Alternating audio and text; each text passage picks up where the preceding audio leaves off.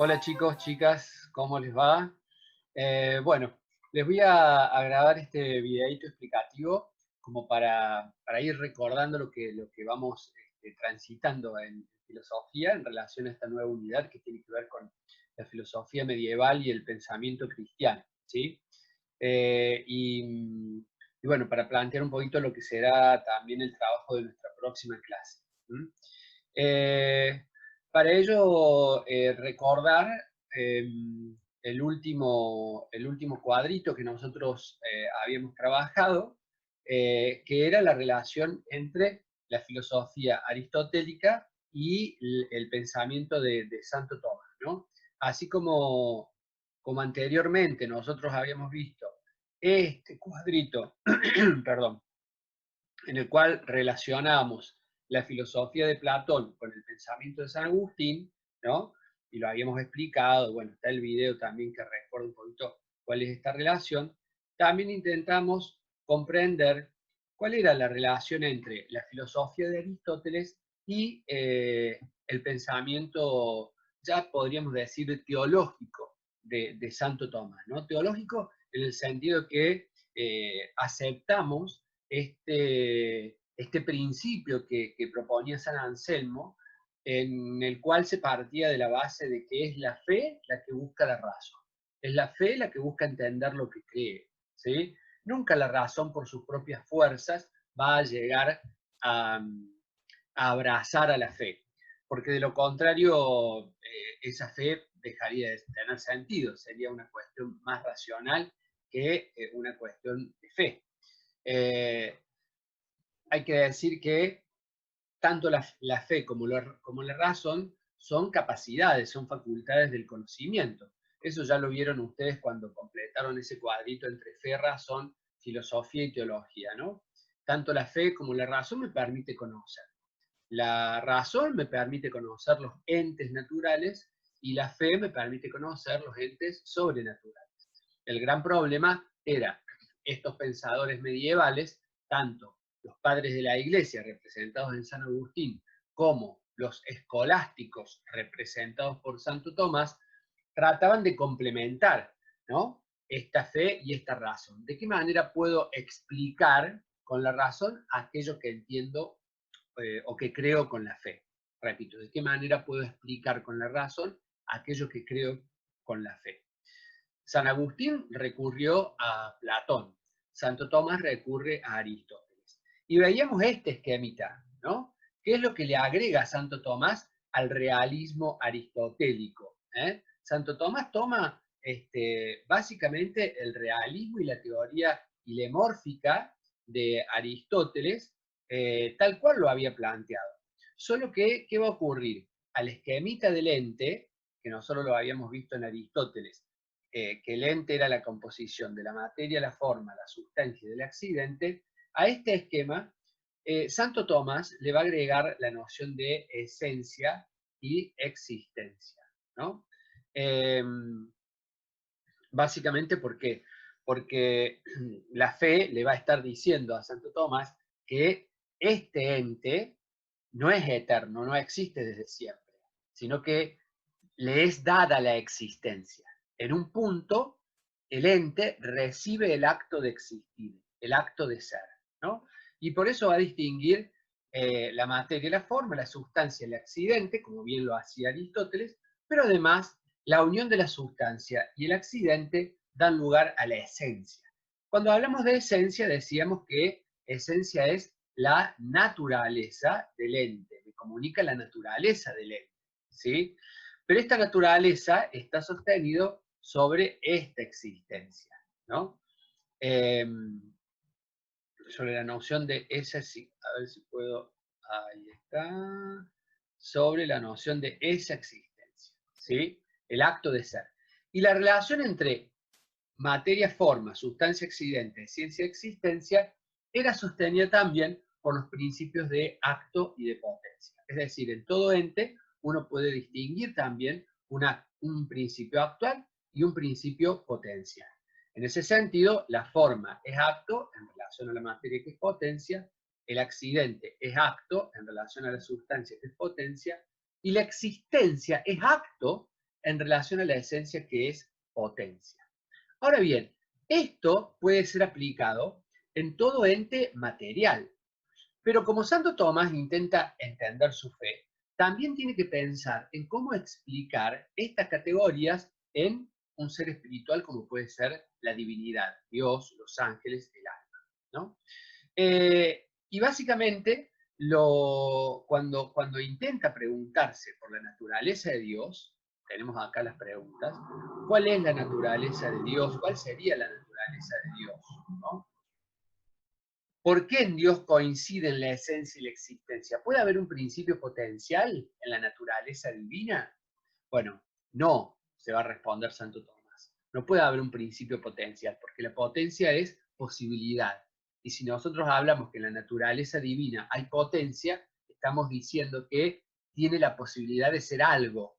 Si tiene la posibilidad es porque todavía no lo es. Y si todavía no lo es, no podemos hablar de un ser perfecto porque le está faltando algo, ¿no? Entonces, desde esa lógica, en la naturaleza divina no se puede hablar de principio potencial. Y por eso, Santo Tomás va a decir que en Dios es la única naturaleza, es la única entidad en donde la esencia y la existencia coinciden. ¿Por qué? Porque si la esencia me define la naturaleza de un ente, nosotros tenemos que decir que la naturaleza de la entidad divina, la naturaleza de Dios, es existir, básicamente. Entonces, por eso, Santo Tomás resuelve esta cuestión otorgándole al ente divino, a la naturaleza de Dios, esa, esa actualidad plena, ¿no? Esa existencia plena. Por eso cuando nos preguntamos cuál es la naturaleza de Dios, la naturaleza de Dios, la naturaleza de este ente divino es existir. Esa es la naturaleza. Y porque esa es su naturaleza, eh, hace que el resto de las cosas sean y existan. Porque en su puro acto de existir subsistente, comunica, ¿no?, al resto de las cosas ese acto de existir, ese acto creador. ¿Eh? Por eso terminamos diciendo que en Dios la esencia y la existencia coinciden. ¿Por qué? Porque si la esencia comunica la naturaleza de un ente, en Dios la naturaleza es existir. ¿Ven? Y por eso Santo Tomás va a definir la naturaleza divina como un puro acto de existir subsistente, ¿no? Esto explicado de esta manera, ¿dónde lo podemos encontrar en nuestro cuadernillo? Nosotros lo podemos encontrar básicamente en la página 127, ¿no? Donde aparece el título El aristotelismo aceptado y remodelado por Santo Tomás, ¿no? Bueno, acá aparece esta cuestión de la materia, ¿no? La teoría de las causas, de las cuatro causas, la noción de acto y de potencia, ¿sí? Y luego, cuando pasamos a la página 128, ahí arriba, aparece esta explicación que yo les acabo de hacer en la relación de ese cuadro, ¿sí? Tendrían que leer detenidamente estos tres párrafos, más la explicación que yo les he dado para completar la comprensión de esta explicación. Finalmente, tenemos la noción de ser humano, que eso lo hemos hablado, ¿no?, en la última videoclase. Lo interesante en este punto es lo que plantea Santo Tomás en relación a la naturaleza del alma, ¿no? Porque en ese sentido se separa de Aristóteles. Para Aristóteles el alma era mortal, tan mortal como el cuerpo, ¿no? ¿Por qué? Porque lo identificaba con el principio formal. El alma es la forma y el cuerpo es materia. Y como él entendía que no podían existir esos principios constitutivos por separado, entonces cuando se terminaba el cuerpo, cuando se terminaba la materia, que era el cuerpo, se acababa la forma, que era el alma. Entonces, tenía un principio mortal. Mientras que Santo Tomás, como intenta explicar su fe, él cree, ¿sí?, él parte, ese es su punto de partida, que hay un Dios creador y que la naturaleza del alma humana es espiritual. Pero claro, de lo material no puede surgir lo espiritual. Y eso es lo interesante que plantea en este punto Santo Tomás, ¿no? que en, en- en la generación del ser humano, donde interviene el varón y la mujer, hay un acto de colaboración con la obra creadora de Dios, en donde el hombre aporta su dimensión corpórea y material y Dios aporta su dimensión espiritual. Por eso decimos que el alma, y esto es lo interesantísimo, es creada directamente por Dios, ¿no? Fíjense, en este sentido, dice el texto, los seres humanos aparecen de un modo sublime como hijos de Dios, en tanto y en cuanto su alma, es decir, su forma humana, se debe en cada caso a la creación concreta de Dios. Este párrafo realmente es sumamente interesantísimo porque nos hace dar cuenta, para quienes creemos y quienes tenemos fe, del lugar que ocupamos en el acto creador y en la voluntad divina de Dios, ¿no? En este acto también de amor de Dios por los hombres.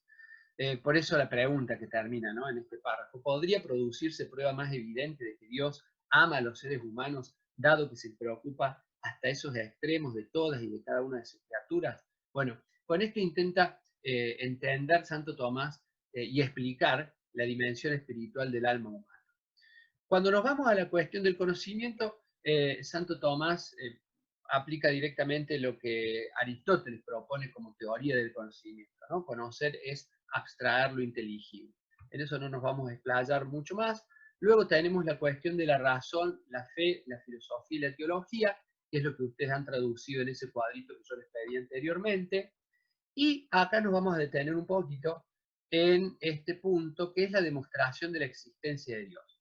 Pero para hablar de demostración, nosotros tenemos que pensar qué es, o recordar, qué es demostrar en filosofía, ¿sí? Porque demostrar en filosofía no es lo mismo que demostrar en las ciencias naturales. Cuando en las ciencias naturales, el físico, el químico, el investigador intenta demostrar una hipótesis, una teoría, ¿a dónde va a ir? A un laboratorio.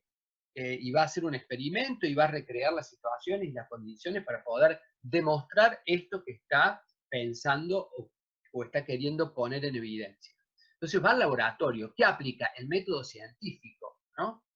Pero en filosofía, nosotros dijimos que el método de la filosofía es la razón, con lo cual no es válido llevar nuestras demostraciones filosóficas a un laboratorio. ¿Qué es demostrar en filosofía? Es dar cuentas que algo no contradice a la razón. Básicamente es eso, ¿no? ¿Por qué? Porque el método es la razón, no es el método científico. En filosofía el método es la razón. Entonces, demostrar en filosofía es mostrar que algo, mostrar o poner en evidencia que esto que se piensa no es contradictorio a la razón. Y eso es lo que intenta hacer Santo Tomás. No te intenta convencer de que creas en Dios con estas demostraciones, ¿no? Es decir, si uno está hablando con un no creyente, por más que le recites todos estos argumentos, no, si no quiere creer, no va a creer. Porque ya hemos dicho que la fe, ¿sí?, es un acto del entendimiento movido por la voluntad. Es decir, que para creer necesito querer creer. Pero ¿qué dice Santo Tomás? Bárbaro, no creas, pero no me digas que no es contradictorio, que esto que yo creo es contradictorio con la razón. ¿Sí? Entonces, siguiendo la tesis de San Anselmo, ¿no? Creo para entender, entiendo para creer. ¿Ven? Creo para entender, entiendo para creer. Básicamente es eso, y lo que Santo Tomás pretende no es que todo el mundo crea ni acepte sus argumentos, simplemente pone en evidencia, por eso es una demostración, pone en evidencia que tener fe no es contradictorio a la razón, ¿no? Que la fe y la razón no se excluyen, sino que se complementan, ¿no? Va a haber un argumento anselmiano, ¿sí? Digamos, no tiene que ver con la tesis, con el principio, ¿no? Creer para entender, entiendo para creer, ¿sí? Simplemente que San Anselmo, en su argumento, está más cerca de Platón que de Aristóteles, si se quiere. Y por eso Santo Tomás lo va a criticar a San Anselmo en su argumento ontológico, ¿sí? Pero Santo Tomás en esta búsqueda de argumentos, va a proponer 5 vías para demostrar la existencia de Dios, ¿no? ¿Cuáles van a ser esas 5 vías? Bueno, el argumento del movimiento o del motor inmóvil, el argumento de la causa eficiente, el argumento de los grados de ser o de la participación, el argumento de la finalidad o teleología. Creo que me faltó uno, puede ser. Primera, segunda, acá está la tercera. El de la contingencia o de la limitación. ¿Sí? Bien, ahí están los 5 argumentos o 5 vías. ¿Qué es lo interesante? ¿Y qué es lo que yo les voy a pedir en todo caso que presten atención en la lectura? No les voy a pedir que hagan una actividad, pero sí que lean esta parte para poder hacer la actividad en nuestra clase de la semana que viene. Fíjense que cada una de las 5 vías comparte estos 4 puntos, ¿no? Comparte estos 4 puntos. ¿Cuáles son esos 4 puntos que comparten las 5 vías? Todas las vías, las 5, tienen un punto de partida, un principio de causalidad eficiente, la imposibilidad de extender la serie de causas al infinito y una conclusión. Yo les voy a pedir que lean, ¿sí?, estos 4 puntos y que lean las 5 vías, que la lean, ¿sí? De tal manera que después podamos hacer un trabajito similar al video que yo les dejé el anterior, ese que sale ilustrado, tratar de hacer un cuadrito para identificar en cada una de las vías estos 4 puntos, ¿sí? De esa manera nosotros ya en la próxima clase estaríamos terminando con esta parte de la filosofía medieval, pensamiento cristiano, para avanzar así, a modo de idea general, voy a estar preparando la clase para el martes que viene, avanzar de manera general sobre algo del pensamiento moderno y algo del pensamiento contemporáneo. ¿Estamos? Bueno, vamos a dejar de compartir esta pantallita para terminar acá este videito explicativo. ¿Sí? Bueno, que tengan una linda jornada y espero que les haya servido.